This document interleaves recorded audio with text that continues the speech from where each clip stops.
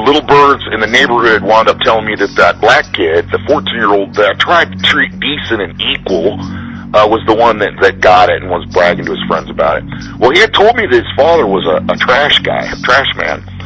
And so I didn't do anything about it. I didn't call the cops. I didn't do anything about it. Just stay away from me. Well, a couple times he drove by me and was like saying shit to me. So finally I said, oh, I ain't gonna put up with that shit. I went over to his dad's house, knocked on the door, and his dad opened the door. And I said, hey, sir, you know, I don't mean to bother you. I live over here. I'm your neighbor, and I'm not trying to cause trouble or whatever, but I think your son stole my video game, and I don't care too much about it. I'll get a new one, or I already had a new one. But now he's driving by my house talking smack to me, and I'm not going to tolerate it. And he said, what? And he said, look at me, he said, I'm very sorry. Hold on a second. I can't remember what his name was, like LeBron or something, some made-up name. Get your ass in here. And boy, that kid come out of there, and he's a little bit ghetto. He come out of there, and, oh, that guy, Dad, that guy's a honky crap guy. He's fucking lying. And man, his dad reached and slapped him in the face so hard. Holy shit. Total child abuse, right? In the modern world. And just scared the crap out of him, and then come outside and shut the door on and told him to go to his room.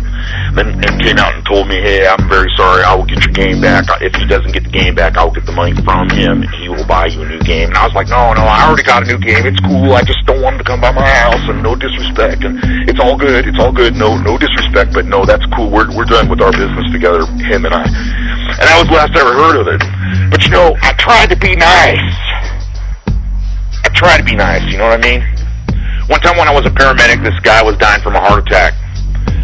Really was dying from a heart attack. And when I was filling out the paperwork and I was sitting outside of the emergency entrance where the paramedics sit and do our paperwork, his wife was standing out there smoking like a train, scared to death, you know. And she was talking to us, and it was so sweet. She started crying. She said, you know, he's such a nice man. And I'm like, oh, that's very nice. He's going to be fine. They're working on him. And she says, one time when we were in Alaska, there was a homeless guy standing outside the store, looked freezing, and he gave him his jacket. He's just such a nice man. You see where I'm going with this? I think we should do what we can. And you know, 75% of the people in America don't trust each other. I'll tell you what, if you're a patriot and care about the United States, and you support, I don't know, I'm not military about it, conservative values, whatever they are, that makes it so that my daughter and granddaughter can have a safe future and live like normal freaking people, not be savages somehow, then I support you too.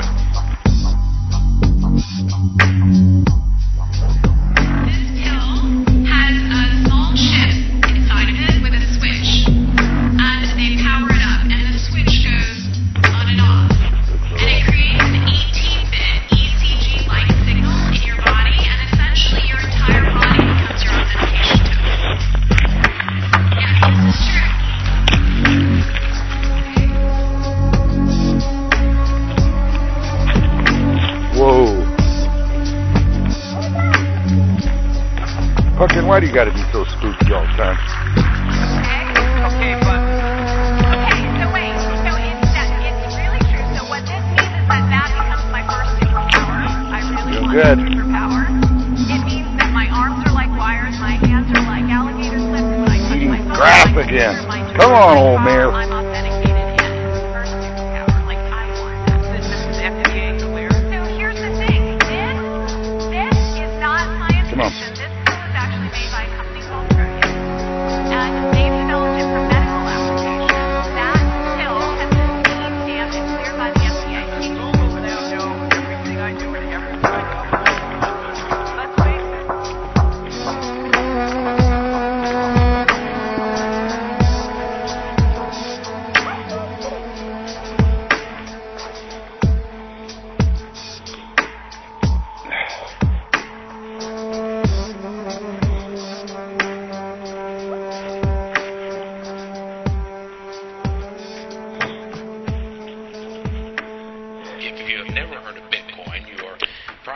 Not alone, but the online currency is gaining popularity around the world, and now in Eastern Kentucky, WIT's Brittany Nanda looked into the cyber money to try and answer some questions about how it works.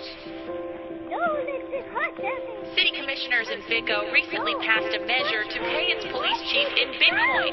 It may be a forward-thinking movement, but many of you probably do not understand how it works.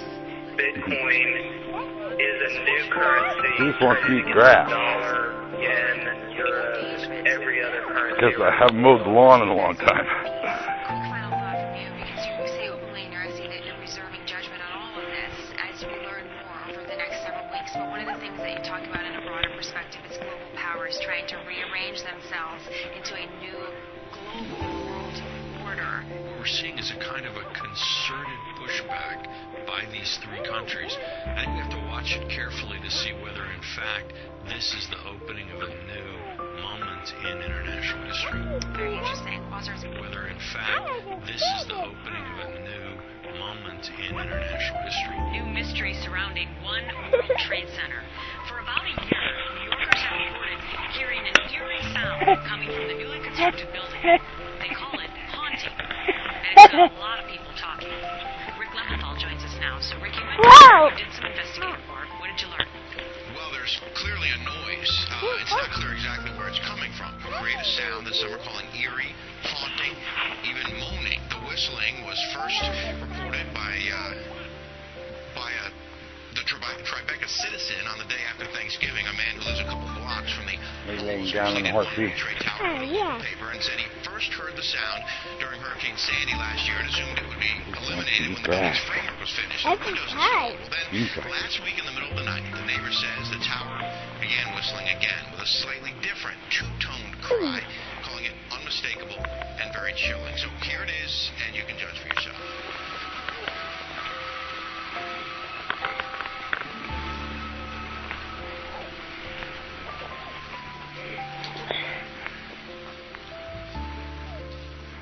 One of them is the mechanical mismatch between human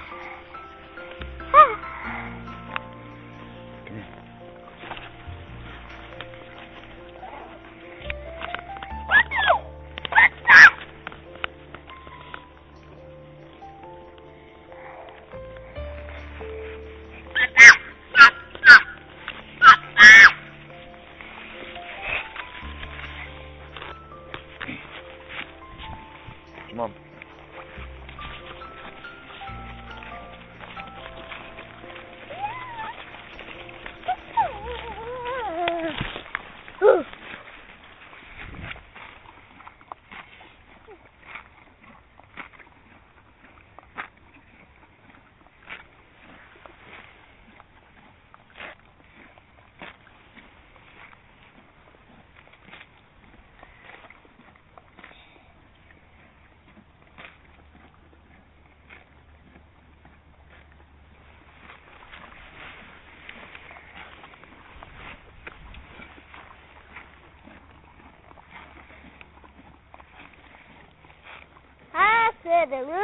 I love you so much.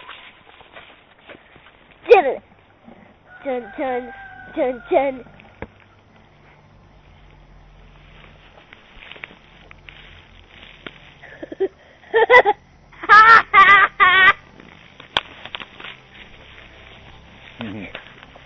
Hang on.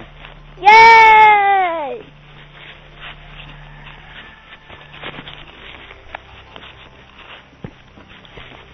You're doing it. Good pumpkin. Wee. Hi, duck.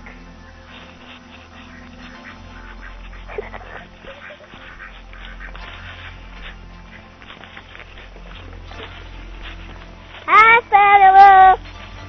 Hi, Santa Lou.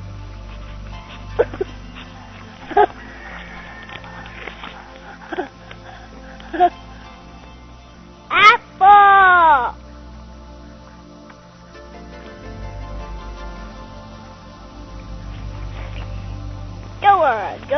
Go, little hook. Go, you're going. Keep going, I'm going down. Don't step on those legs, okay? The little horse has got fuck. You got. He's eating a chicken soup. Eating a chicken soup. The first time a horse was eating a chicken soup. Yep. I got you.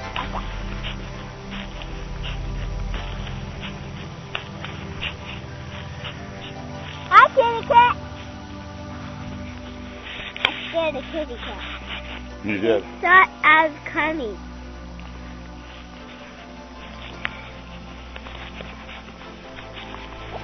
Come on. Hi, Federloo. Bye-bye. Whoa.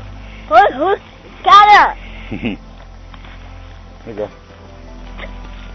Here you go. Look. Whoa, I forgot. Ah! Woo!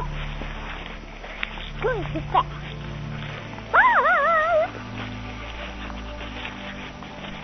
I love Good girl. Good girl. Good girl.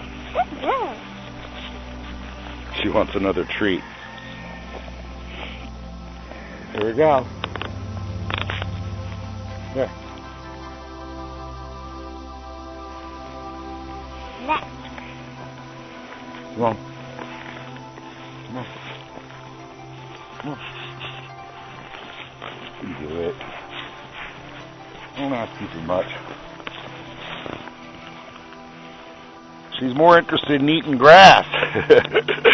She just wants to eat grass. That's all. It seems like it.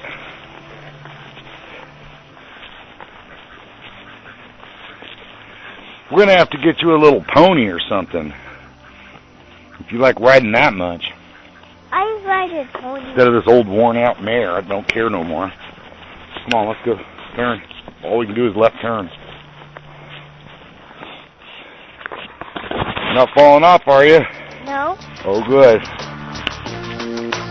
I can look pony. Oh, sorry. Didn't mean to. That's okay. I just pony.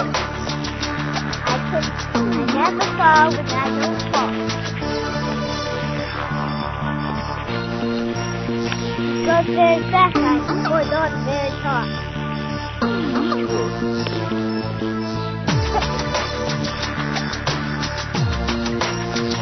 Go!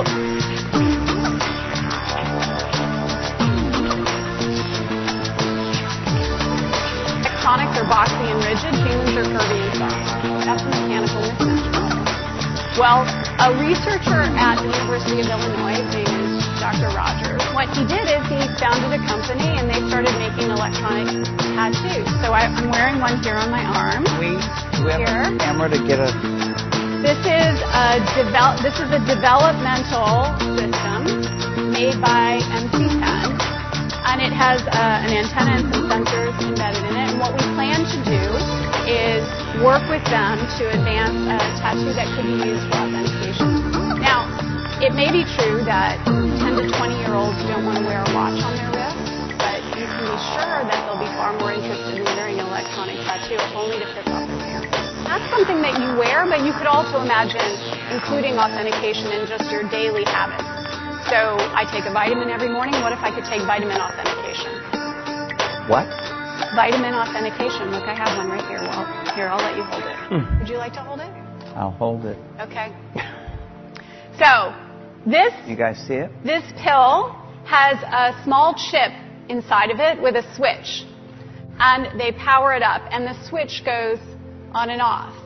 And it creates an 18-bit ECG-like signal in your body, and essentially your entire body becomes your authentication token. Yes, this is true. Okay? Okay, but... Okay, so wait. So it's really true. So what this means is that becomes my first superpower. I really want this superpower. It means that my arms are like wires, my hands are like alligator clips. When I touch my phone, my computer, my door, my car, I'm authenticated in. First superpower. Like, I want that. This is FDA cleared? So here's the thing. This is not science fiction. This pill is actually made by a company called Proteus. And they've developed it for medical applications. That pill has been CE stamped and cleared by the FDA. Does Google now know everything I do and everywhere I go? Because, let's face it,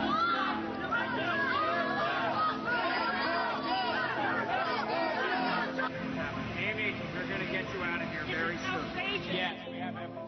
This was, Amy, a reporter being arrested by police who are dressed like stormtroopers out